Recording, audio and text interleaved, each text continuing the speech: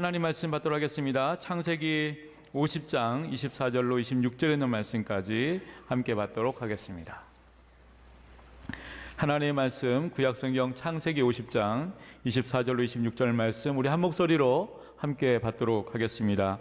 요셉이 그의 형제들이 이르되 나는 죽을 것이나 하나님이 당신들을 돌보시고 당신들을 이 땅에서 인도하여 내사 아브라함과 이삭과 야곱에게 맹세하신 땅에 이르게 하시리라 하고, 요셉이 또 이스라엘 자손에게 맹세시켜 이르기를 하나님이 반드시 당신들을 돌보시리니 당신들은 여기서 내 해골을 메고 올라가겠다 하라 하였더라.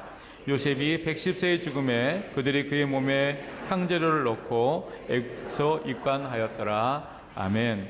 이 시간 호산나 찬양대가 하나님께 찬양 드리신 후에 담임 목사님 나오셔서 뼈의 그날 성취의 그날이라는 제목으로 생명의 말씀 주시겠습니다.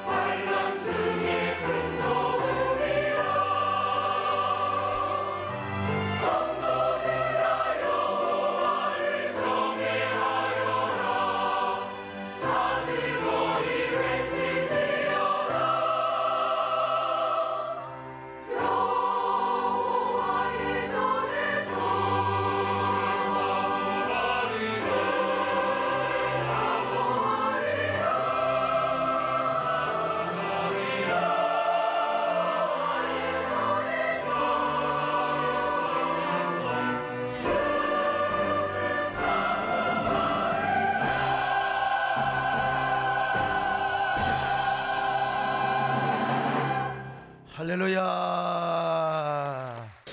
뼈의 그날 성취의 날이라 설교 제목이 조금 독특합니다. 이색적이고요. 주로 설교 제목을 들으면 그게 어떤 말씀인가 마음속에 그려지게 되고 그 설교 제목 안에 내용이 전부 이렇게 포함되어 있는 것을 볼 수 있지 않습니까? 아마 이 제목을 보고 들으시면은 좀 감이 안 잡히겠다 이런 생각을 해봅니다. 그러나 들어보시면은 귀한 말씀이 될 줄로 믿습니다. 이야기는 요셉의 어린 시절로 시작이 됩니다. 요셉은 누구보다 상처가 많았습니다. 아버지가 부인을 4명이나 얻었어요. 그러니까 한 남편을 두고 네 여자가 막 시기하고 질투하는 모습을 보았을 때 어린 그 요셉이가 얼마나 상처를 받았겠습니까? 또 게다가 에서의 상봉을 앞두고 만약의 경우를 대비해서 처자식을 앞두고 자기는 뒤에서 남아요. 자식들 그리고 또 부인들은 죽어도 좋다고 그러고 자기 뒤에서 남을 때 그 모습을 보면 얼마나 어린아이가 상처가 많았겠습니까? 게다가 세겜에 있을 때 이복 누나가 하몰의 아들에게 막 그 성폭행을 당했어요. 온 집안이 쑥대밭이 되었습니다. 초상집이 되었어요. 누나를 지켜주고 싶은 그 마음이 왜 없었겠어요? 또 요셉은 10대 소년 시절에 어머니를 잃었습니다. 더더구나 형제들에게 어머니만 잃었을 뿐만 아니라 형제들에게 자기가 꿈을 꾼다는 이유 하나 때문에 세상에 저 미디안 상인에게 팔려가는 신세가 된 겁니다. 한마디로 그는 꿈을 꾸다가 망했습니다. 망해도 그냥 망한 게 아니라 완전히 폭삭 망해버리고 말았어요. 여러분, 꿈이 이루어져야 되는데 그 꿈 때문에 우리가 정말 이 폭삭 망해버린다고 생각해 보세요. 얼마나 상처가 되었겠습니까? 요셉이 미디안 상인들에게 팔려갈 때 형들에게 막 애걸복걸했습니다. 형님들 제발 나 좀 살려주세요. 나 절대로 꿈 얘기 안 할게요. 난 죽어도 꿈 얘기 안 하겠습니다. 한 번만 살려주세요. 그런데 그들은요 귀를 막고 음식이나 먹으면서 절대로 들어주지 않았습니다. 자, 창세기 12장 21절 같이 봅니다. 시작. 그들이 서로 말하되 우리가 아우의 일로 말미암아 범죄하였도다. 그가 우리에게 애걸할 때에 그 마음의 괴로움을 보고도 듣지 아니하였으므로 이 괴로움이 우리에게 임하도다. 여러분, 우린 잘 알잖아요. 보디발의 아내가 그냥 누명을 씌워가지고 이 거지 같은 죄를, 그것도 이 자기가 모시는 주인의 사모를 겁탈하려고 있다는 죄를 누명을 씌워가지고 참 얼마나 상처가 있었겠어요. 그런데 여러분, 세월이 지났습니다. 그냥 세월이 아니요, 인고의 세월이 지났습니다. 어느 날 하나님의 극적인 은혜로 그가 뭐가 됩니까? 애굽의 종신 총리 대신이 되는 거예요. 그리고 온 가나안 땅에 흉년이 들자 세월이 흘러서 누구를 만납니까? 요셉의 형들을 만나게 됩니다. 그때 요셉은 얼마나 형제들이 미웠겠습니까? 이런 우리나라 말로 말하는 쳐 죽일 놈, 저런 그냥 맞아 죽일 놈, 저런 세상에 찢어 죽일 놈. 나는 이런 영어를 어떻게 지금 그 동시통역을 하는지 모르겠습니다만은 얼마나 미웠겠습니까? 그러나 요셉은요 형제들을 다 용서하고 아버지와 형제들의 가족을 애굽으로 모셔와서 편안하게 살도록 만들어줍니다. 그러므로 요셉 때문에 야곱의 가족과 권속들이 아주 편안하게 번식을 하고 하나님의 섭리에 따라 막 그들이 번성을 하게 되는 겁니다. 자, 세월이 흘러서 아버지 야곱이 죽어요. 아버지가 죽었을 때 가장 슬피 울고 서럽게 울었던 아들이 누군 줄 아세요? 요셉입니다. 여러분, 요셉이 어린 시절 그처럼 사랑하는 아버지 품을 떠나 애굽에 와서 처절한 삶을 살던 지난 날을 생각해 보니까 얼마나 만감이 교차하겠어요. 부모가 죽을 때 누가 많이 운 줄 아세요? 재산을 가장 많이 받은 장남이나 장녀가 울지 않아요.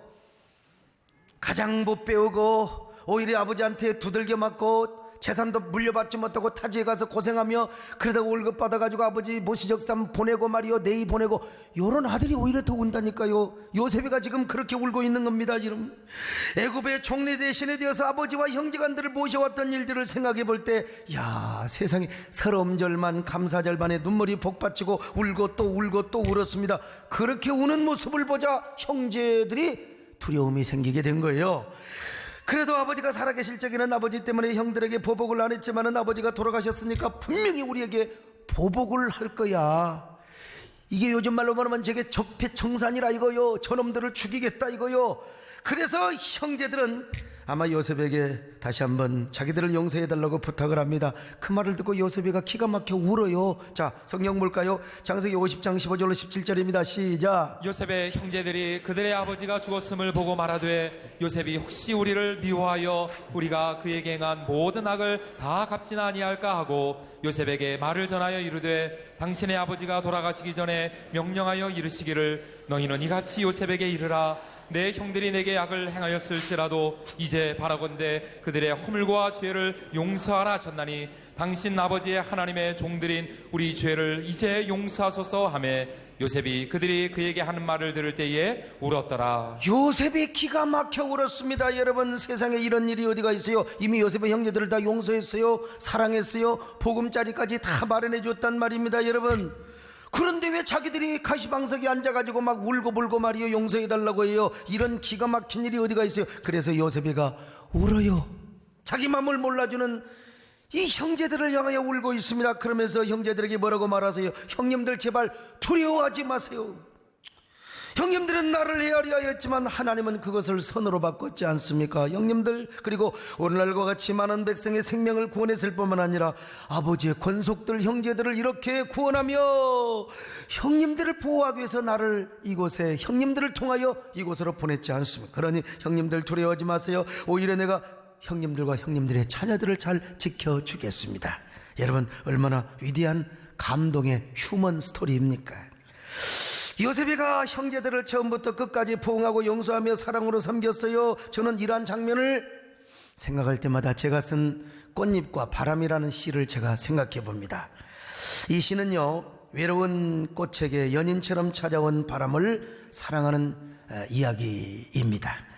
그래서 이 시를 읽으면 사랑하는 사람은 사랑하는 연인을 생각하지 않을 수가 없어요. 물론 우리 그리스도인은 예수님의 아가페적인 사랑이 연상되어야 하겠죠.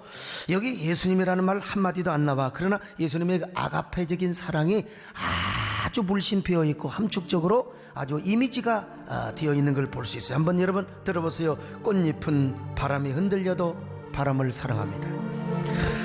찢기고 허리가 구부러져도 바람을 사랑합니다. 누구도 손 내밀지 않고 아무도 다가오지 않는 적막의 시간, 바람이 꽃잎을 찾아왔어요. 별들의 이야기를 속삭이면서 나뭇잎의 노래를 들려주고 애틋하게 어루만져 주었습니다. 아, 밤이 깊어도 아침이 밝아도, 아, 바람이 불어도 찢기고 구부러져도 꽃잎이 모두 져버려도 바람을 사랑하기에 바람이 불면 꽃잎이 떨어집니다. 꽃잎은 바람을 사랑합니다. 여러분, 이게 뭐 사실 어려운 단어 하나도 없습니다. 여러분, 뭐 초등학생도 꽃잎, 바람, 사랑 누가 몰라요? 근데 여기에 놀라운 지금 사랑이 스며들어 있다 이 말이죠. 제가 어느 날 음악적 감흥이 떠올라서 이 시에 곡을 붙여봤습니다. 근데 들으면 들을수록 내가 만든 곡이지만, 야, 주님의 사랑, 또 사랑하는 연인, 아가페적인 사랑이 착착 내 마음속에 필이 꽂혀요. 아주 순수할 뿐만 아니라 무조건적인 사랑이 느껴지고 그 사랑을 일으켜주는 시인 것 같아요. 요셉의 삶과 연결해 본다면 요셉은 꽃잎이겠죠. 그리고 바람은 요셉을 흔들어댔던 형제들과 고난의 이미지로 우리에게 쫙 오버랩이 되지요. 여러분, 한번 이 시와 노래를 한번 들어보시죠. 꽃잎은 바람에 흔들려도 바람을 사랑하니다.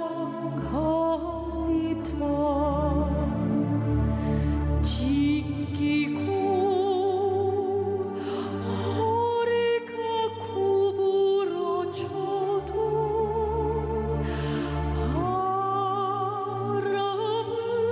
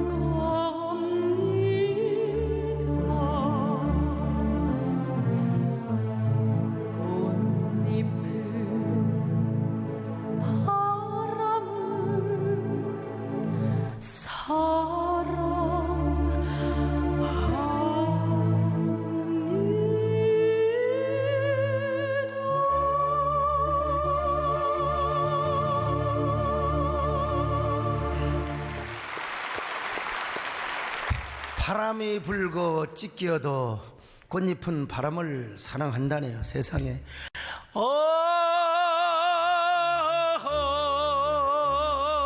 바람 불어도 찢기고 구부러져도. 여기서 우리는 그럼 네가 불지 그러냐? 이 요셉이의 그 모습을 제가 한 번 더 그려본다니까요. 요셉이가 망고풍상을 다 겪었어요. 그러나 요셉이 그 모든 것을 다 수용하고 받아들여 다 고난에 간 예스. 오케이. 이 요셉의 이미지입니다. 그런 요셉은 나중에 자신에게 닥쳐오는 죽음마저 사랑과 소망으로 받아들이는 모습이 여러분 딱 떠오르지 않습니까? 바람이 불면 꽃잎이 떨어지지만 그래도 꽃잎이 바람을 사랑하는 것처럼 요셉도 그 형제들 자신을 사랑했습니다. 끝까지. 그리고 마침내 죽을 때가 되니까 죽음도 자연스럽게 여러분 수용합니다. 그것도 하나님의 뜻이고 섭리라는 사실로 받아들이죠. 바로 이 사실, 이 모습이 오늘 본문에 소개되고 있습니다. 자, 그런데 그런 그가 죽을 때 형제들에게 무엇라고 유언을 남기느냐? 기가 막힌 감동의 유언을 남깁니다. 여러분, 나는 죽지만 하나님은 여러분을 권고하사 반드시 가나안 땅으로 인도해 주실 것입니다. 하나님은 언약의 하나님이십니다. 그러므로 아브라함과 이삭과 야곱에게 약속하신 그 언약을 반드시 지켜주실 것입니다. 그러므로 하나님께서 여러분들을 기필코 가나안 땅으로 인도해 주실 텐데, 그러므로 내가 여러분들에게 꼭 당부할 것이 하나 있어요. 여러분들이 애굽을 떠나 가나안 땅으로 갈 때 그때 내 해골을 반드시 메고 올라가서 그곳에 나를 장사해 줘야 됩니다. 내 조상 아브라함과 이삭과 야곱이 묻혀있는 언약의 땅에 내 해골을 장사해서 나로 하여금 그곳에서 평안히 안식을 하도록 해주세요. 자, 24절로 25절 보시겠습니다. 시작. 요셉이 그의 형제들에게 이르되 나는 죽을 것이나 하나님이 당신들을 돌보시고 당신들을 이 땅에서 인도하여 내사 아브라함과 이삭과 야곱에게 맹세하신 땅에 이르게 하시리라 하고, 요셉이 또 이스라엘 자손에게 맹세시켜 이르기를 하나님이 반드시 당신들을 돌보시리니 당신들은 여기서 내 해골을 메고 올라가겠다 하라 하였더라. 죽으면서 이렇게 신신당부를 합니다. 얼마나 하나님의 언약을 믿었으면, 얼마나 하나님의 언약의 땅을 사모했으면 당신들만 출애굽하지 말고 내 뼈를 가지고 이 땅에서 나가서 내 조상들과 함께 내 뼈로 안식을 나게 해달라고 말이죠.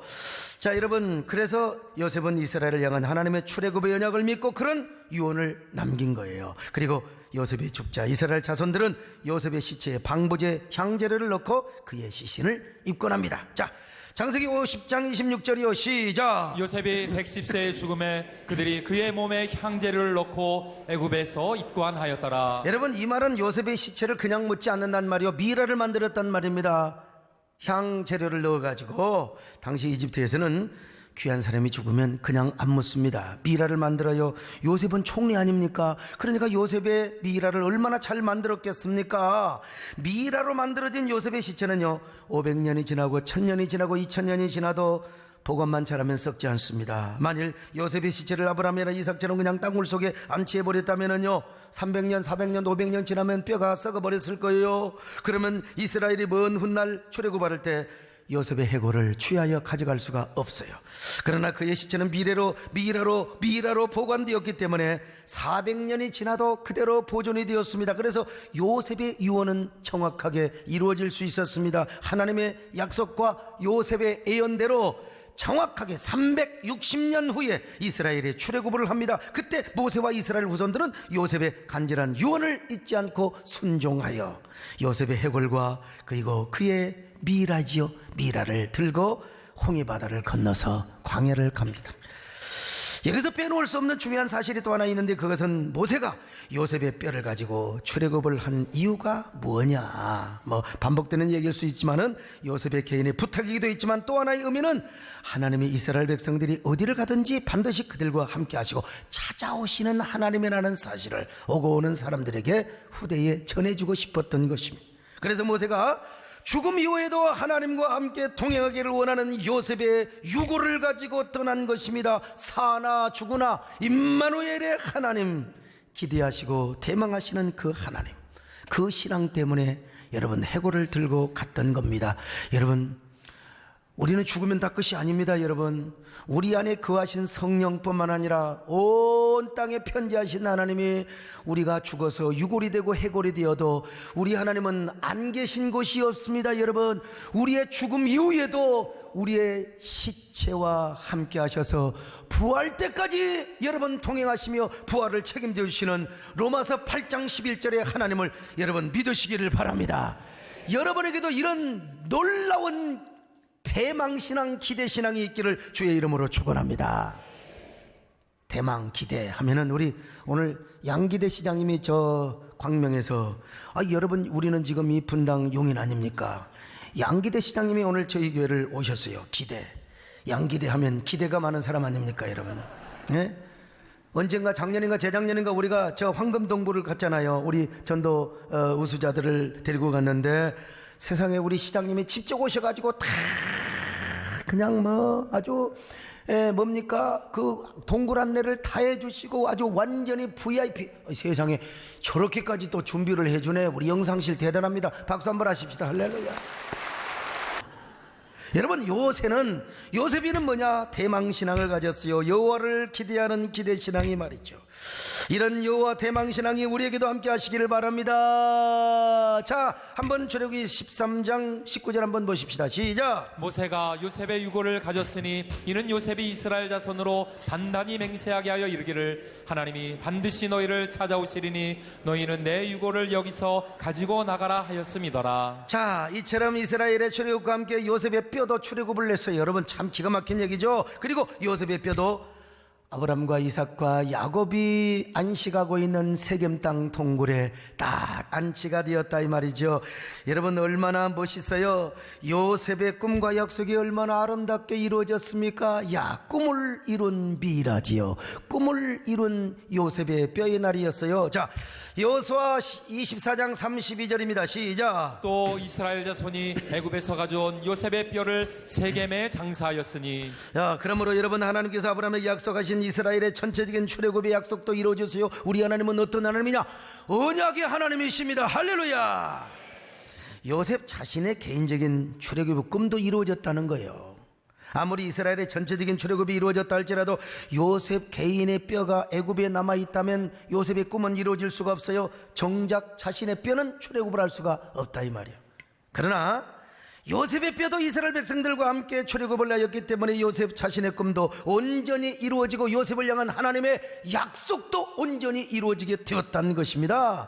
그러니까 요셉 개인에게 있어서요, 이 이스라엘의 전체적인 출애굽의 날은 요셉 개인에게는 자신의 뼈의 꿈이 성취된 날이라, 미라의 꿈이 성취된 날이라 이 말이요. 뼈의 꿈까지 이루어졌으니 얼마나 멋진 인생을 살아간 겁니까?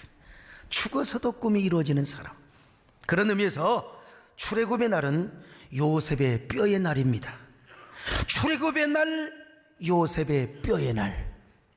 요셉의 뼈의 날, 출애굽의 날. 여러분도 아직도 지금 헷갈리세요?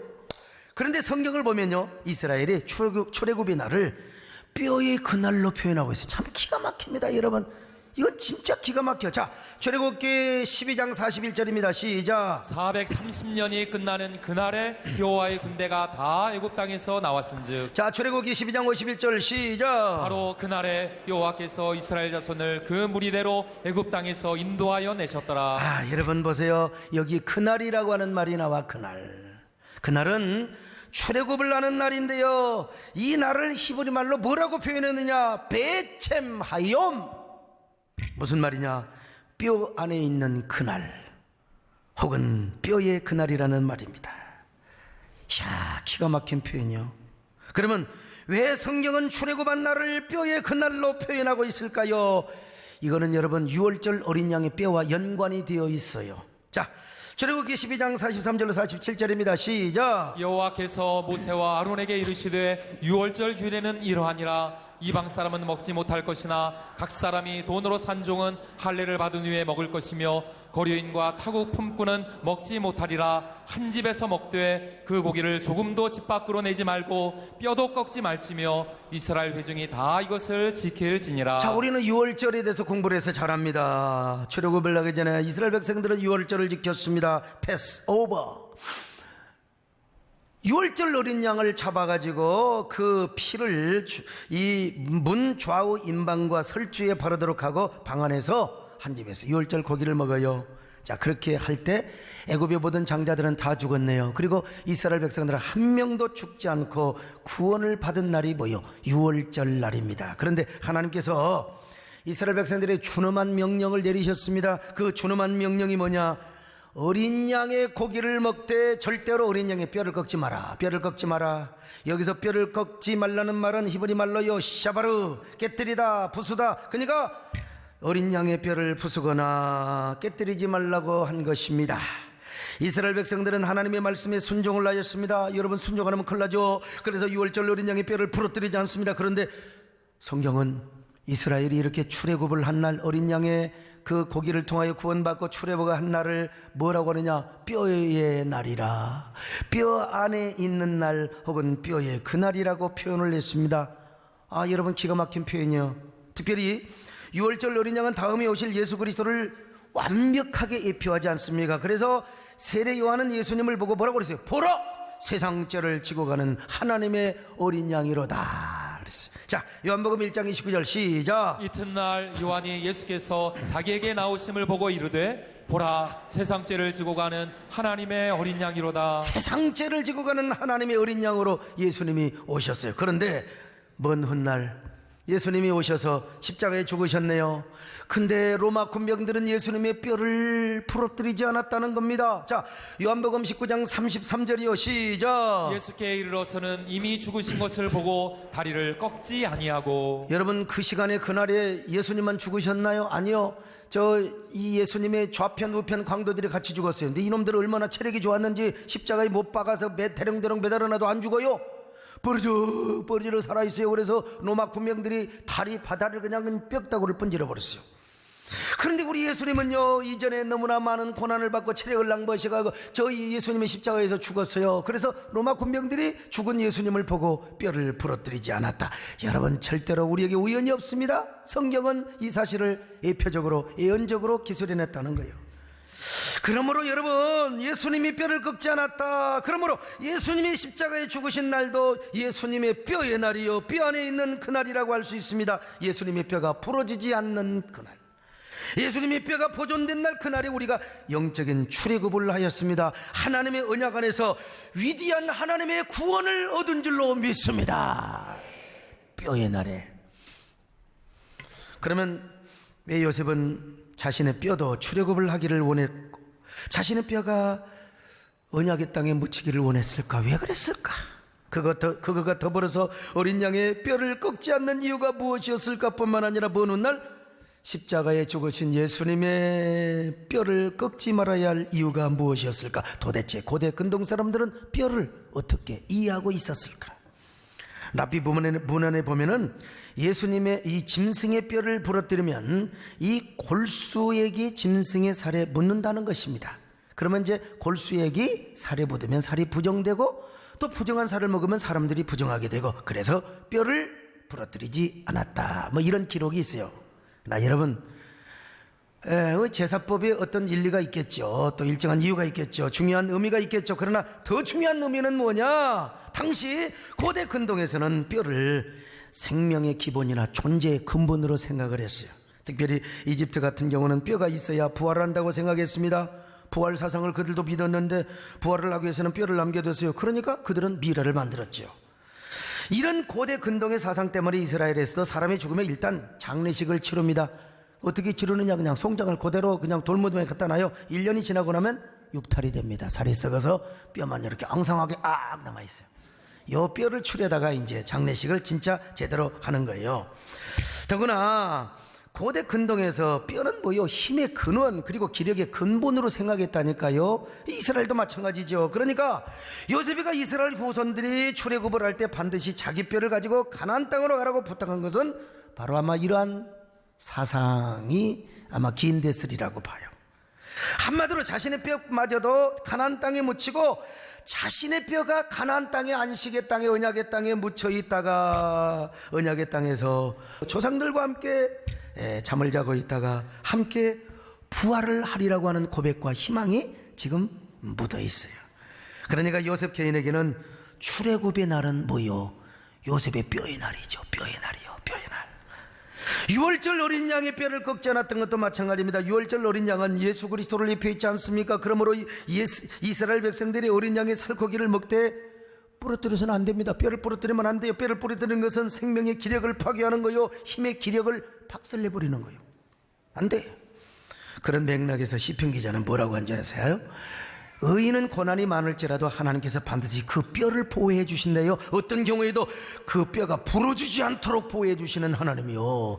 자, 시편 34편 19절로 20절 시작. 의인은 고난이 많으나 여호와께서 그의 모든 고난에서 건지시는도다. 그의 모든 뼈를 보호하시며 그 중에서 하나도 꺾이지 아니하도다. 자, 여기서도 뼈는 그 사람의 힘의 근원, 기력의 근본을 의미하고 있습니다. 생명의 근본이요. 아, 우리 하나님은 뼈를 보호하신다고 해서 그 교통사고 나도 나는 뼈를 부러지지 않을 거예요. 뭐 이런 의미도 뭐 없잖아. 있겠죠. 그러나 중요한 건 뭐냐? 의인에게 아무리 고난이 와도 하나님은 그 뼈를 보호해 주신다. 여러분, 어떤 경우에도 힘과 기력이 쇠하지 않도록 함께하여 주신다는 겁니다. 여러분, 고난이 올수록 하나님은 여러분에게 새 힘을 주십니다. 새로운 능력을 주십니다. 여러분에도 이런 은혜가 있기를 바랍니다. 바로 그런 의미에서 하나님은 출애굽을 한 날 이스라엘 백성들이 애굽의 뼈를 꺾어버린 날이래. 여러분, 이스라엘 백성들에게는 새로운 힘을 더하세요. 그런데 저 애굽의 뼈를 꺾어버려. 여러분, 그렇다고 애굽 사람들이 뼈다고 다 부러진 거요? 뼈다구를 줄인 거요? 그게 아니요. 하나님의 애굽 사람들이 길을 팍 꺾어버렸다 이 말이요. 자, 민수기 24장 8절입니다. 시작. 하나님이 그를 애굽에서 인도하여 내셨으니 그 힘이 들소와 같도다. 그의 적국을 삼키고 그들의 뼈를 꺾으며. 여러분 보세요. 하나님께서 이스라엘 백성들이 애굽에서 나올 때 힘을 어떤 힘으로 줬어요? 막 들소 같은 힘이요, 들소 같은 힘이요. 여러분 보세요. 하나님은 유월절 어린 양처럼 그들의 뼈를 꺾지 않을 뿐만 아니라 오히려 그들의 뼈에다가 여러분요 힘을 더하여 주셨는데 어떤 힘을 더하여 주셨느냐? 들소와 같은 힘을 더하여 주셨습니다. 여러분요, 들소와 같게 하셨어요. 여러분, 동물의 왕국을 보면 사자들이 염소를 잡아먹고 뭐 또 들소도 잡아먹고 뭐 또 잡아먹고. 근데 여러분요, 들소 잡아먹는 거, 사슴 잡아먹는 거, 근데 들소는 조심해야 됩니다. 들소가 열받아가지고 여러분 받아버리면 사자, 암사자, 개나 여러분 숫사자도 여러분 내장이 팍 튀쳐나와버려요. 받아버리면 그냥 갈비가 옆구리가 나가버려요. 그래서 사자들이 들소들의 뒤를 공격하지 앞에서 절대로 공격하지 않으면 잘못했다가 들소가 받아버려. 천하의 숫사자도 갈비가 나요. 다리가 분질해져 버려요. 여러분, 하나님께서 이스라엘 백성들의 출애굽한 날에 그들을요 어떤 힘을 주셔? 들소같게 새 힘을 주셨단 말입니다. 여러분요. 그러나 반대로 출애굽한 날 하나님은 애굽 백성들의 뼈를 꺾어버렸어.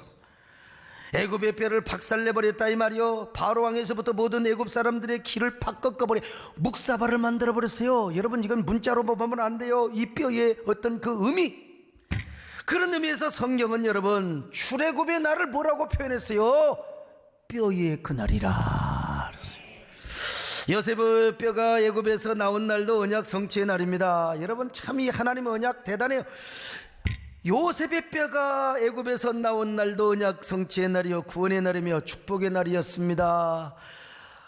요셉 개인에게 있어서는 여러분, 요셉은 이미 그 영혼은 하나님 품에 갔지만 그의 육체의 미라를 통해서도 하나님의 꿈이 이루어진 이 멋진 삶이요, 또한 이스라엘의 유월절을 양을 잡아먹고 출애굽을 한 날도 언약 성취의 날이요, 구원의 날이요, 대역전의 날이었어요. 아니, 예수님께서 십자가에 죽으시던 날, 여러분, 그날이 어떤 날이요? 하나님의 위대한 구속의 언약이 이루어지는 날 아닙니까? 그러니까 여러분, 우리에게 위대한 언약 성취의 날이요, 위대한 구원의 날이요, 대역전의 날임을 믿습니다.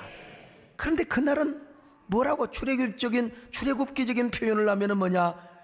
뼈의 날이요, 뼈 안에 있는 그 날이라 이거요.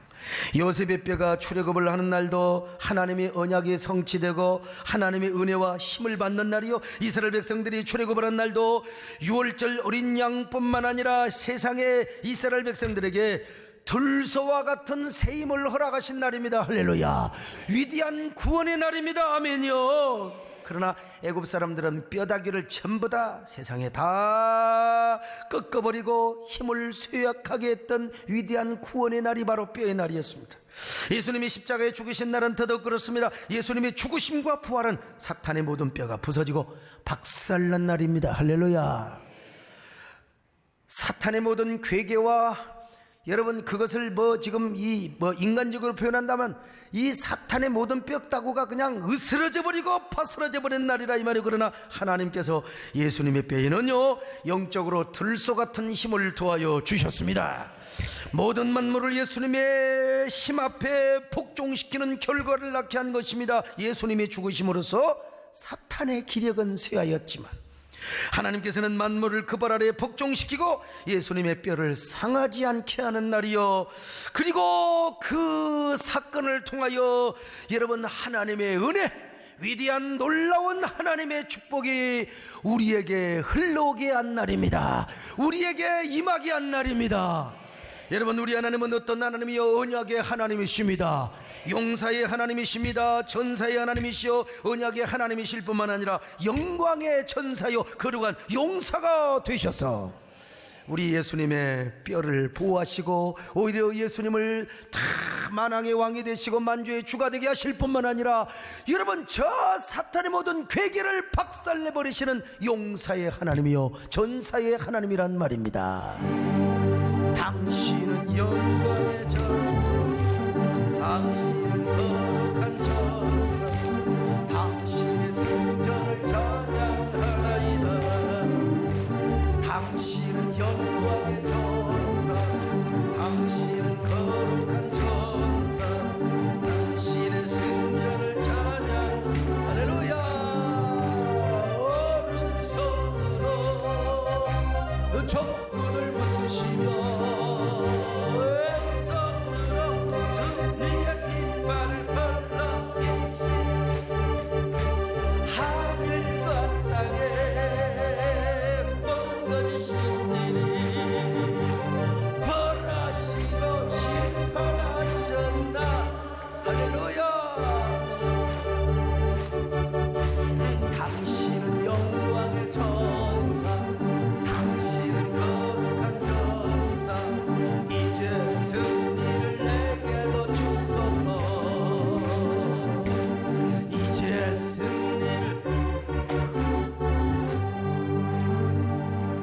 성경은 이 날을 잊지 말아라, 잊지를 말아라, 잊지를 말아라. 구약에서는 유월절의 규례를 지키도록 했고 신약에서는 성찬식을 함으로써 주님의 죽으심이 이 뼈의 날을 잊지 말아라, 기억해라. 자, 출애굽기 12장 47절 시작. 이스라엘 회중이 다 이것을 지킬지니라. 자, 고린도전서 11장 25절 시작. 이르시되 이 잔은 내 피로 세운 새 언약이니 이것을 행하여 마실 때마다 나를 기념하라 하셨습니다. 기념하라, 잊지 말란 말입니다. 기억하란 말입니다. 하나님께서는 이 날을 잊지 말아라, 세월이 흘러도 잊지 마라, 잊지 마라. 잊지는 말아야지. 세월이 흘러도 꼭 눈을 감다가 이런 놀이 하면은 눈 뜨는 인간들은 세속적인 사람이야. 주님 오시는 그날까지 기억하고 기억하라 이 말입니다. 무엇을 기억하느냐? 하나님의 언약을 기억하라, 전능하심을 기억하라, 하나님의 구원을 기억하라, 신실하심을 기억하라, 은혜와 구원을 기억하라. 그리고 예수님의 고난과 수치, 과거에 고생했던 나를 주님의 고난과 함께 기억해라. 애굽이 400년 동안 애굽에서 400년 동안 종노릇을 기억하라고 유월절, 그리고 하나님의 구원을 기억하라는 거 아닙니까? 여러분, 우리는 뼈의 그날을 잊어서는 안 됩니다. 그날의 은혜를 사모하며 살아가야 합니다. 그럴 때 하나님께서 오늘 우리에게도 뼈의 날을 축복해 주실 것입니다. 어떤 경우도 우리의 뼈를 보호해 주시며 생명과 힘과 기력에 쇠하지 않도록 오히려 여러분에게 들소 같은 힘을 더하여 주실 것입니다. 영적인 출애굽의 축복을 반복하여 사탄의 뼈다구를 부셔뜨려 버리고 여러분들을 승리하게 함께하여 주실 것입니다. 들소 같은 새 힘을 허락하여 주실 것입니다. 그리고 출애굽의 그날 애굽 사람들의 모든 뼈를 부러뜨려 버렸다는 것처럼 오늘 사탄의 모든 괴계를 박살내버려요. 모든 힘을 박살내버려요. 우리를 둘러싸고 있는 어둠의 세력들 박살내버려요. 모든 병마와 질병과 불통의 세력을 다 부셔뜨려버리고 박살내버린다 이 말이에요. 하나님께서 여러분들에게 이런 들소 같은 힘을 더하여 주시기를 바랍니다. 반드시 그 뼈의 그날의 축복을 더하여 주시기를 바랍니다. 사탄 마귀의 뼈는 반드시 박살내버리고 여러분에게 막 영적인 출애굽 승리의 놀라운 역전 대역전의 축복을 주신다 이 말이요. 위대한 구원. 우리 하나님은 영광의 전사라니까요. 거룩한 용사라니까요. 한번 여러분 다시 한번 이 하나님을 찬양하십시다. 당신은 거룩한 전, 당신의 승전을 찬양하나이다. 자, 바로 갑니다. 오른손으로 적군을 부수시며 왼손으로 승리의 깃발을 펼쳐주시 하늘과 땅에 너시는 벌하시고 심판하셨나이. 할렐루야. 당신은 영광의 전, 당신은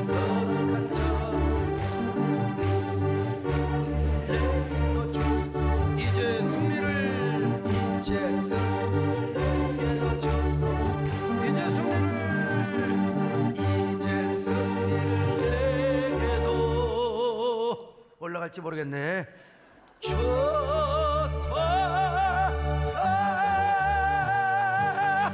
그래서 신약성경이 이렇게 말씀하고 있어요. 자, 기가 막힌 말씀 로마서 16장 20절 시작. 평강의 하나님께서 속히 사탄을 너희 발 아래에서 상하게 하시리라. 우리 주 예수의 은혜가 너희에게 있을지어다. 사탄을 너희 발 아래에서 상하게 하시리라.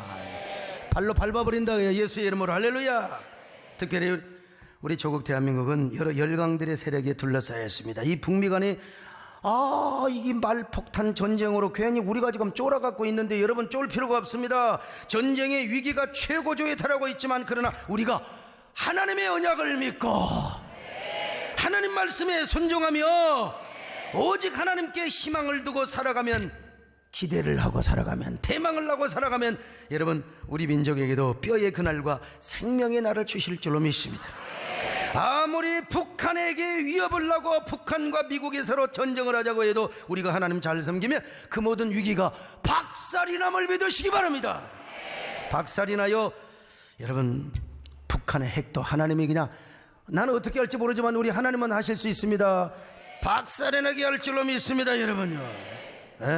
그래서 언젠가 여러분 전쟁이 없는, 피 흘림이 없는 평화통일이, 복음적 평화통일이 이루어져서 우리가요 유라시아 철도를 통해서 쫙 어디서 타느냐? 광명에서 탑니다. 여러분 광명에서 어디로 쫙 북한을 거쳐서 그리고 저 러시아를 거쳐서 파리까지 여러분 아마 4박 5일 일주일 정도 될 겁니다. 꿈의 여행이지요. 낭만의 여행입니다. 저는 비행기 타는 것보다 배 타는 걸 좋아하고 기차 타는 걸 좋아합니다. 야, 기차 외로울 때는 기차를 타라. 정호승의 시가 있지 않습니까? 그거 내가 쓰려고 있는 그 양반이 먼저 써버렸어요. 자, 그 기차를 타고 자 파리까지 간다. 여러분 얼마나 이걸 지금 누가 기획하고 꿈꾸고 있느냐? 우리 양기대 시장님이 다 하고 있는 거예요. 이 폐광을 광명동굴로 신화를 창조한 일꾼. 그래서 매년 150만 층까지 한 400만이 왔다 갔다 하는 거예요. 그 중에 저도 포함이 됩니다.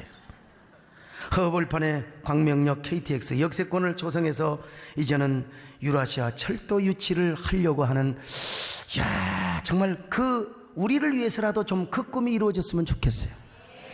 그래가지고 말이죠, 이제는 우리의 소원은 통일 부를 필요가 없습니다. 여러분요, 그때 여러분 기억해야 돼요. 뼈다구의 날이 도래했구나. 뼈의 날이 왔구나. 여러분. 여러분, 요셉처럼 하나님의 약속을 붙잡으시기를 바랍니다. 그럴 때 우리 민족뿐만 아니라 우리의 삶을 묶고 있는, 억압하고 있는 모든 질병과 우환과 고통도 여러분 하나님이 박살나게 할 줄로 믿습니다. 이 뼈의 날에 축복을 허락하실 줄로 믿습니다. 여러분, 우리가 하나님을 두려워하십시다. 언약의 하나님을 붙잡으십시다. 그리고 이 신앙을 우리 후손들에게 물려주십시다. 여러분의 믿음과 삶을 통하여 이런 은혜가 우리 이웃들에게, 그리고 민족과 조국에도 임하게 할 수 있기를 주의 이름으로 축원합니다. 하나님 고맙습니다. 감사합니다. 오늘 뼈의 날 참 가슴 설레인 말씀입니다. 하나님, 우리 개인에게도 언제나 이 날이 반복되게 하여 주시고 이 날을 감격적으로 경험하고 누리는 저희들 되게 하여 주시옵소서. 예수님의 이름으로 기도드립나이다. 아멘.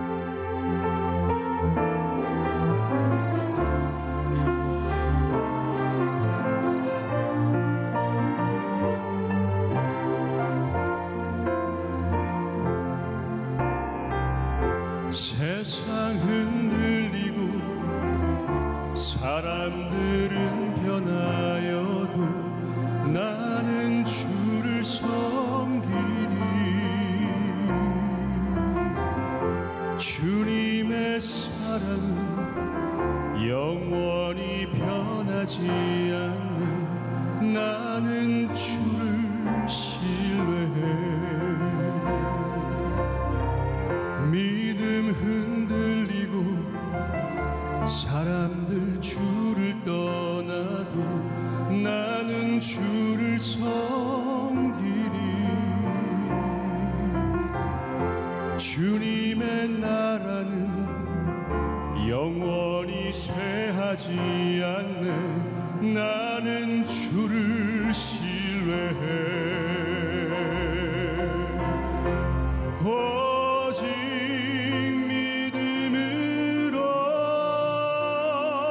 믿음으로 내가 살리라. 오직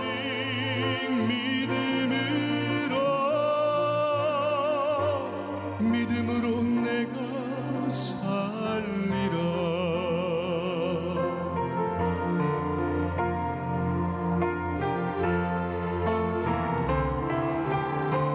세상 흔들리고 사람들은 변하여도 나는 주를 섬기리. 주님의 사랑은 영원히 변하지 않네. 나는 주를 신뢰해.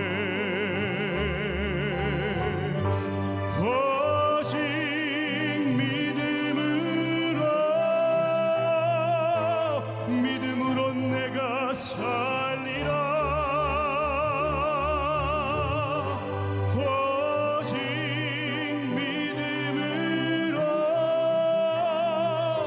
믿음으로 내가 살리라.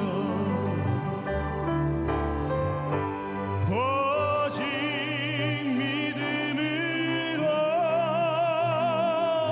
믿음으로 말미암아 살리라.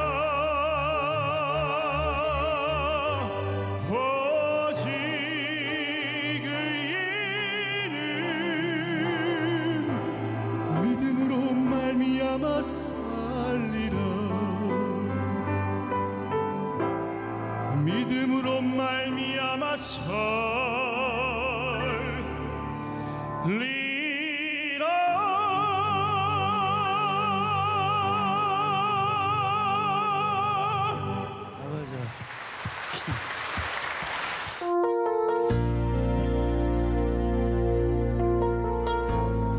안녕하세요. 저는 3년 전 동동탄의 첫 열매 22교구 홍유경 집사입니다. 꿈에 그리던 분가를 하여 처음 입주했을 때 제 마음은 새 시작에 대한 설렘으로 가득 찼습니다. 이전만 해도 시부모님과 부딪히며 살면서 교회를 다니시는 시어머니에 대한 반발심에 도리어 교회에는 엮이고 싶지도 않았습니다. 그리고 사업을 하다 망한 10여 년 동안 제 마음속에는 주님에 대한 원망과 증오가 가득했었습니다. 그런 제게 완전한 자유가 주어졌으니 이제는 눈치 보지 말고 주말마다 놀러나 다니며 신나게 살자며 꿈에 부풀어 있었습니다. 그러던 어느 날 이사온 새 아파트 지하 주차장을 지나갈 때 걸어오시는 분만 봐도 딱 교회 집사님들 같은 분들이 제게 다가오는 것이 보였습니다. 모른 척 지나치려고 마음의 준비를 단단히 하고 있을 때 역시나 제게 말을 걸어오셨습니다. 혹시 교회 다니세요? 그 말에 저는 재빨리 네 하고 대답을 하고 지나치려는데 옆에 있던 눈치 없는 딸아이 곧바로 엄마 교회 안 다니잖아 라고 하는 것입니다. 엄마가 다니면 나도 다니겠다는 딸아이 말에 저도 모르게 약속을 잡았고 2주 후 약속된 시간에 세된 교회로 가기 위해 차에 올랐습니다. 차를 타고 한참을 가는데도 교회는 보이질 않았습니다. 한참을 간 것 같은데도 아직도 도착하려면 멀었고 가는 내내 정말 멀다 싶었습니다. 그래서 마음속으론 설교나 한번 들어보고 아니다 싶으면 가까운 교회나 다니던가 아니면 간만에 분가했으니 주말은 그냥 신나게 즐겨보자 생각하며 떨떠름한 마음으로 세된 교회에 도착했습니다. 처음 발을 디뎠을 때 이미 오면서 먼 거리에 마음이 닫혀 있었습니다. 교회는 어찌나 크고 사람은 얼마나 많은지 정신이 하나도 없게만 느껴졌습니다. 게다가 오랜만에 하는 교회 나들이가 낯설고 어색하고 편치 않았습니다. 그런데 첫 설교 말씀을 듣는 순간 전 목사님께 그만 홀리게 되고 말았습니다. 이전에도 교회를 다니긴 했었지만 설교 말씀에 이렇게 감동을 받거나 귀 기울여 듣지 못했던 제게 수 목사님의 말씀은 정말 꿀송이처럼 달고 오묘했습니다. 거침없고 거짓 없이 주님의 사랑을 전하시는 목사님의 말씀을 통해 그동안 주님을 떠나 살았던 시간들을 회개하며 다시 주님을 꼭 붙잡게 만드셨습니다.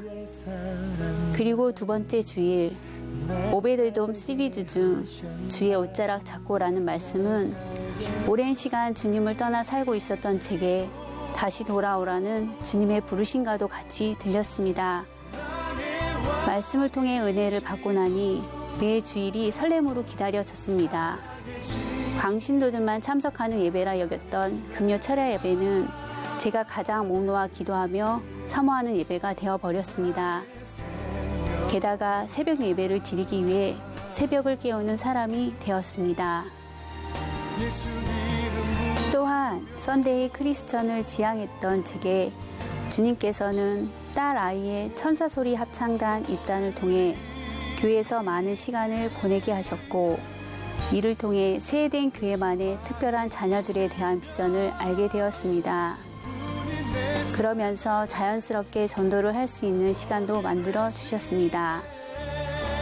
동동탄 지역 첫 열매인 제가 이제는 제 스스로 목요일마다 입주 전도를 하는 전도자가 된 것입니다. 그리고 또 한 가지 큰 변화는 복음을 전하면서야 비로소 진짜 사랑하는 사람들을 왜 전도해야 하는지를 뼈저리게 느끼고 체험하게 된 것입니다. 이전까지만 해도 가족 간에 굳이 미움받고 싸우면서까지 꼭 전도를 해야 하나 했던 사람이 저였습니다.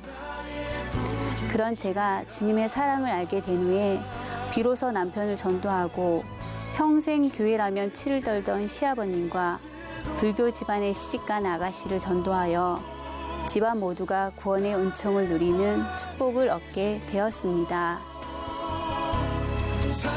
이제 제 꿈은 달라졌습니다.